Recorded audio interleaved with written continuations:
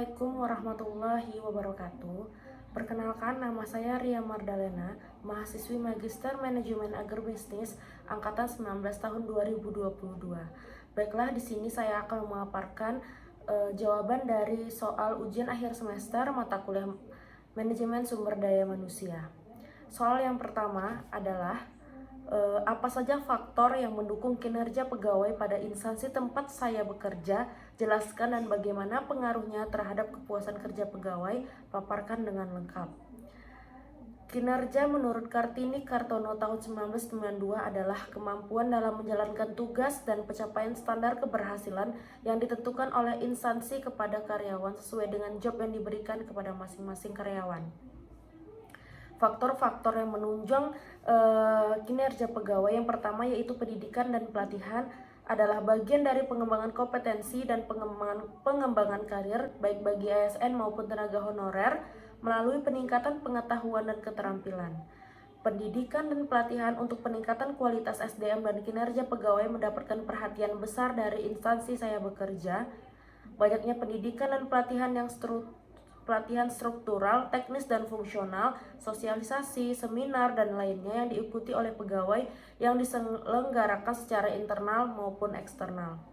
Faktor yang kedua yaitu disiplin kerja adalah cerminan dan kunci keberhasilan dalam melaksanakan pekerjaan sesuai tujuan yang ditetapkan organisasi atau instansi, patuh, taat, dan bertanggung jawab yang berdampak pada kinerja. Di DPM PTSP Provinsi Riau tempat saya bekerja, selalu digiatkan upaya peningkatan disiplin kerja dalam rangka peningkatan kinerja. Penerapan apel pagi di setiap hari kerja dan pulang tepat waktu merupakan kewajiban yang harus diikuti oleh semua pegawai di DPM PTSP Provinsi Riau, baik ASN maupun tenaga honorer, yang apabila dilanggar akan mendapatkan sanksi yang tegas, dapat berupa teguran, peringatan, sampai dengan pemotongan tunjangan bagi ASN dan pemotongan gaji bagi tenaga honorer. Faktor yang ketiga yaitu motivasi kerja adalah keinginan, sikap, dan perilaku pegawai dalam bekerja atas dorongan dan dukungan yang datang dari dalam dan luar diri pegawai untuk mencapainya. Pada instansi tempat saya bekerja, memberikan motivasi kerja berupa pemberian tunjangan perbaikan penghasilan TPP dan fasilitas lainnya sebagai perangsang dalam peningkatan kinerja. Faktor yang terakhir yaitu kemampuan SDM.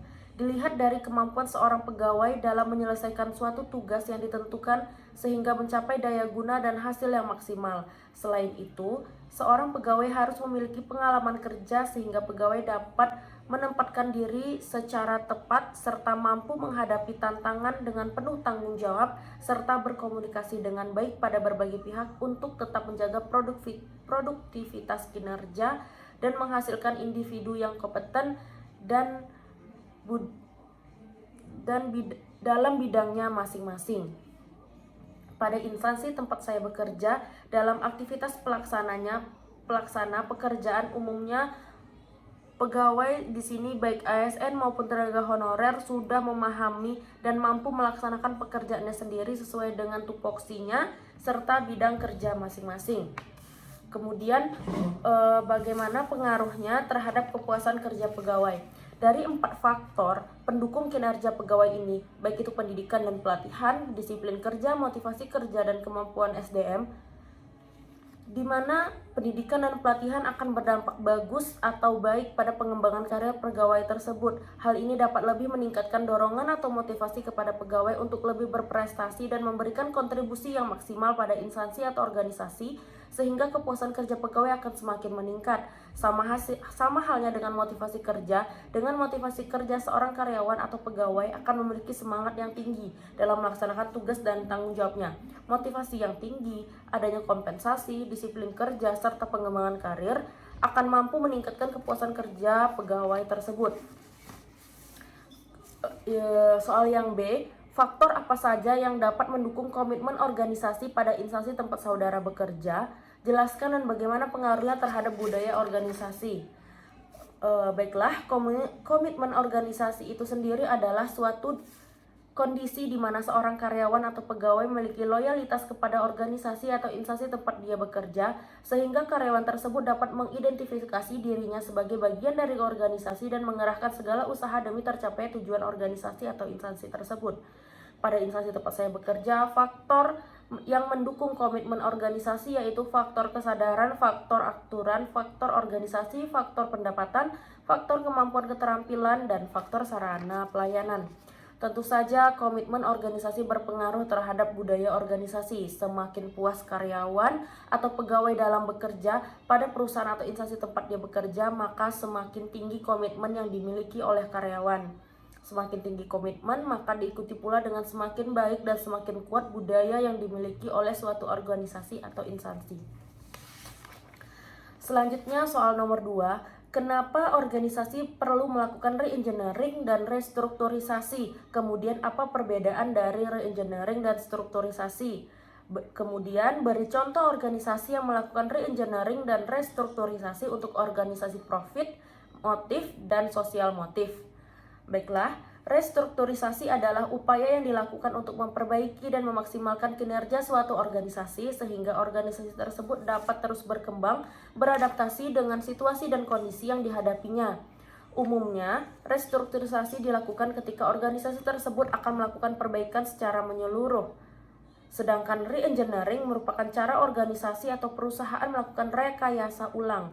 Proses SDM menjadi sasaran utama rekayasa guna meningkatkan efisiensi biaya, layanan kepada konsumen, dan daya saing. Perbedaannya adalah restrukturisasi berpihak pada kepentingan pemegang saham daripada kepentingan karyawan. Re-engineering lebih memihak kepentingan karyawan dan konsumen dibanding kepentingan pemegang saham. Kemudian contoh organisasi yang melakukan restrukturisasi pada organisasi profit motif yaitu pada PT Samudra Alam Raya, merupakan perusahaan angkutan laut yang melayani angkutan barang khusus.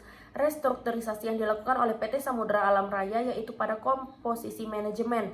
Perubahan ini dilakukan dengan maksud menempatkan orang-orang yang tepat pada jabatan yang tepat agar pelaksanaan fungsi juga bisa berjalan dengan lancar. Kemudian restrukturisasi pada organisasi sosial motif yaitu restrukturisasi status Rumah Sakit Umum Daerah Padangan Bojonegoro dari Satuan Kerja Perangkat Daerah menjadi Badan Layanan Umum Daerah. Kemudian contoh organisasi yang melakukan re-engineering pada organisasi profit motif yaitu perusahaan PDAM Kabupaten Mojokerto. Re-engineering dilakukan dengan merubah proses yang lama ke proses yang baru, yaitu pada tahapan rekomendasi, sehingga mendapatkan proses yang lebih efisien dalam hal pelayanan waktu. Kemudian melakukan penyempurnaan desain proses yang tidak memberikan nilai tambah dan automate, yaitu proses yang manual diubah menggunakan aktivitas bantuan komputer. Selanjutnya contoh organisasi sosial motif yang melakukan re-engineering yaitu pada institusi pendidikan. Kemunculan teknologi komputer dan internet mendorong institusi untuk merubah dari serba manual menjadi serba otomatis, dari serba kertas menjadi serba paperless. Contoh lainnya yaitu dahulu jika kita ingin mendaftar ke suatu perguruan tinggi, calon mahasiswa mendatangi PT yang ingin dimasukinya. Kini dengan teknologi komputer dan internet, calon mahasiswa hanya perlu mengisi formulir melalui komputer di tempat masing-masing.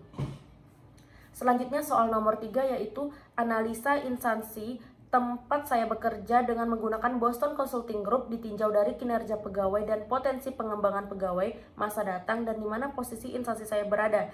Apa saran sebaiknya dilakukan untuk menghadapi kondisi instansi saudara tersebut? Jelaskan. Metode analisis Boston Consulting Group atau biasa dikenal dengan BCG merupakan metode yang digunakan dalam menyusun suatu perencanaan unit bisnis strategi dengan melakukan pengklasifikasian terhadap potensi keuntungan perusahaan. Dalam banyak penelitian atau jurnal ilmiah yang saya baca, tidak saya temukan analisa BCG terhadap instansi pemerintahan tempat saya bekerja. Namun, yang dapat saya simpulkan adalah matriks BCG terdapat 4 kuadran yang menggambarkan posisi suatu unit bisnis terdapat bisnis dipandang dari segi pertumbuhan pasar serta pangsa pasarnya. 4 kuadran ini yaitu yang pertama Kuadran dog atau anjing, kategori ini memiliki pangsa pasar yang rendah dan tingkat pertumbuhan yang rendah, dan dengan demikian tidak menghasilkan atau mengkonsumsi uang dalam jumlah yang besar. Kemudian kuadran question mark atau tanda tanya, kategori ini memiliki posisi pangsa pasar relatif yang rendah, tetapi mereka bersaing dalam industri yang bertumbuh pesat. Kemudian kuadran ketiga yaitu star atau bintang, kategori ini memiliki peluang jangka panjang terbaik untuk pertumbuhan dan profitabilitas bagi organisasi. Kemudian kuadran yang keempat yaitu cash cow, kas sapi atau sapi perah. Kategori ini memiliki pangsa pasar relatif yang tinggi tapi bersaing dalam industri yang pertumbuhannya lambat. Sekian jawaban dari soal ujian akhir semester mata kuliah Manajemen Sumber Daya Manusia. Saya akhiri. Wassalamualaikum warahmatullahi wabarakatuh.